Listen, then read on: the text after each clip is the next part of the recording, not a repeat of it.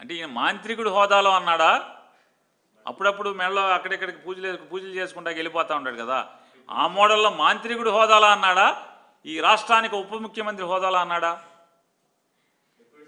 ఈ రాష్ట్రానికి ఉప ముఖ్యమంత్రి అయితే కనుక వెంటనే భారతదేశంలో ఉన్నటువంటి కేరళ నుంచో ఎక్కడి నుంచో సైంటిస్టులని ఇక్కడ లేకపోతే కనుక కేరళ రాష్ట్రం నుంచి అయినా సరే సైంటిస్టులను తీసుకొచ్చి ఆ చెట్లకు వచ్చినటువంటి వ్యాధి ఏంటో పరిశోధన చేయించి దానికి విరుగుడికి మందు కనుక్కొని ఆ చెట్లని బతికించాలి.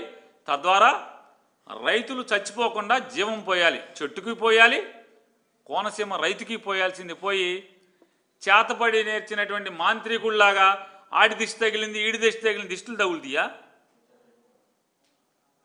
నిజంగా దిష్టే తగిలితే మీ ముగ్గురు విమానాలు ఎక్కి జనం సొమ్ముతో విమానాలు ఎక్కి లేదా హెలికాప్టర్లు ఎక్కి తిరుగుతున్న దానికి మీ ఆ దిష్టికే మీరు పడిపోవాలి. కొబ్బరి చెట్లు ఎందుకు పడతాయి దిష్టి అనేది ఉంటే?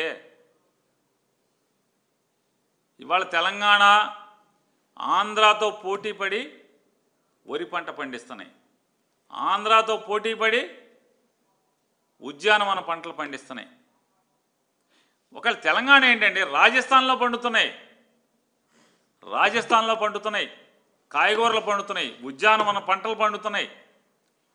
టెక్నాలజీ మారిపోయిన తర్వాత ఇంకా ఈ చేతబడులు మంత్రాలు ఈ అంటే పరిపాలించడం చేతకాక ఓటేసినటువంటి నమ్ముకున్నటువంటి ప్రజల యొక్క అవసరాలను ఎలా తీర్చాలో చేతకాక చేతిలో అధికారం ఉన్నప్పటికీ కూడా దాన్ని ప్రజల కోసం కాకుండా వీళ్ళ సొంతం కోసం వీళ్ళ లాభాల కోసం వీళ్ళు బాగుపడటం కోసం తప్పితే వీళ్ళకి తెలిసింది ఏంటి అంటే అధికారం వీళ్ళు బాగుపడటం కోసం మాత్రమే తప్పితే ప్రజల బాగోగుల కోసం ఆ అధికారాన్ని వాడటం చేతకాక మాత్రమే ఈ చేతబడి పిల్లి మొగ్గలు చేస్తున్నాడు తప్పితే వేరే ఏమి కాదు పవన్ కళ్యాణ్ గారు అనేది మనకు అర్థమవుతుంది.